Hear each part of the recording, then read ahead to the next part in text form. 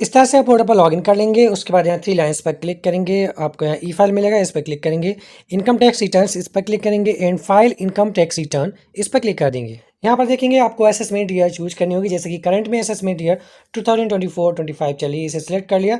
Online recommended है, online पर select कर लें मोड ऑफ फाइलिंग का और कंटिन्यू पर क्लिक करें। उसके बाद जैसा कि यहाँ पर हम ऑलरेडी पहले से फिल किए हुए हैं, तो रिज्यूम फाइलिंग पर हम क्लिक करके जा सकते हैं। अगर आप फिर से नए से इसे फाइल करना चाहते हैं तो स्टार्ट न्यू फाइलिंग पर क्लिक करेंगे और वहाँ से अपना ITR चूज करेंगे। ITR 1, 2, 3 या 4 जो भी आपके लिए एलिजिबल हो वो सिलेक्ट कर लेंगे।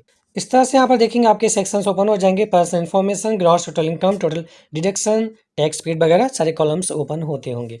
ठीक है, तो चलते हैं। सबसे पहले आपको बताते हैं जो आपका प्रिंसिपल अमाउंट है रीपेमेंट, ठीक है, उस पर आप कैसे डिडक्शन पा सकते हैं, छूट कैसे पा सकते हैं। तो उसके लिए आपको यहाँ क्लिक करना होगा टोटल डिडक्शंस, इस पर क्लिक करेंगे। यहाँ पर बहुत सारे डिडक्शन के क्वेश्चन यहाँ पर आ रहे हैं, आप चाहे तो इन्हें यहाँ स्किप पर क्लिक कर सकते हैं। नीचे देखेंगे यहाँ पर स्किप द क्वेश्चंस, अगर कुछ भी क्लिक नहीं करना तो आपको कंटिन्यू पर क्लिक कर देना है। देखिए यहाँ पर एक सेक्शन 80C आ रहा है, यहीं पर आपका जो होम लोन का प्रिंसिपल अमाउंट होता है रीपेमेंट, वो आपको यहाँ पर फिल करना होता है। तो यहाँ पर देखेंगे एडिट पर क्लिक करेंगे और यहाँ पर जो आपका अमाउंट आ रहा है, ठीक है, इसमें देखिए क्या क्या आ जाता है। Life insurance premium, deferred annuity, contribution to provident fund जो PPF है, ठीक है, इस तरह से। और आपका जो होम लोन का प्रिंसिपल अमाउंट है वो आप यहीं पर भरेंगे। ध्यान रखिएगा जो मैक्सिमम एलिजिबल लिमिट होती है डिडक्शन की वो 1.5 लाख की होती है। यहाँ पर देख सकते हैं जैसे कि हमने 1,73,598 रुपये यानी 1,73,598 रुपये भरा हुआ है, लेकिन हमें जो डिडक्शन का एग्जेप्शन लिमिट मिली है वो 1,50,000 ही मिली है। ये भरने के बाद आपको सेव पर क्लिक करना है। इस तरह से 80C में आपका जो होम लोन का प्रिंसिपल अमाउंट है वो ऐड हो जाएगा। अब आपको यहाँ नीचे कन्फर्म पर क्लिक कर देना है। अब चलिए चलते हैं, जो आपका इंटरेस्ट है होम लोन का, आपने जो पेमेंट किया है, बैंक ने यहाँ पे इंटरेस्ट लगाया है, उस इंटरेस्ट पर आप टैक्स में किस तरह से छूट पा सकते हैं।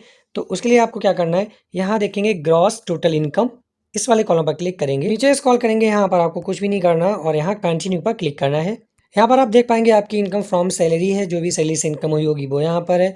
उसके बाद यहाँ देखेंगे आपको इंटरेस्ट पर छूट लेने के लिए ये ऑप्शन मिल रहा है इनकम फ्रॉम हाउस प्रॉपर्टी, ठीक है। यहाँ पर आप क्या करेंगे, एड और एडिट डिटेल्स ऑफ ब्रेकअप, इस पर क्लिक करेंगे। यहाँ पर देखेंगे सबसे पहले आपको टाइप ऑफ हाउस प्रॉपर्टी, इस पर क्लिक करना है। आपका लेट आउट है, डीमी लेट आउट है या सेल्फ ऑक्यूपाइड है, आपका खुद का घर है तो सेल्फ ऑक्यूपाइड ये सिलेक्ट कर लेंगे।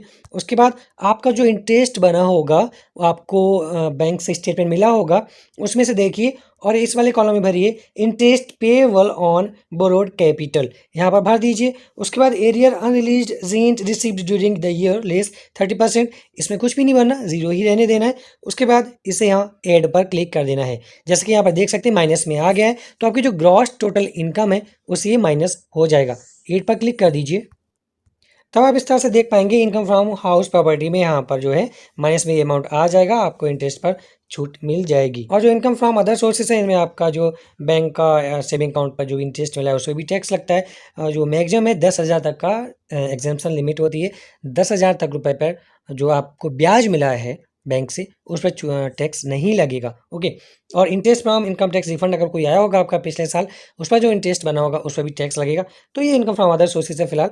उसके बाद आपको इस तरह से जो प्रिंसिपल अमाउंट है होम लोन का और इंटरेस्ट है, इस तरह से इन 2 सेक्शन के तहत भर देना है। अभी जो आपको इंटरेस्ट बताया है वो सेक्शन 24B के तहत भरा जाएगा। जो एक्स्ट्रा सेक्शन है 80EE-B और 80EE, ठीक है, वो कंडीशनली हैं, अगर किसी केस में बनते हैं तभी आप उन्हें भर सकते हैं।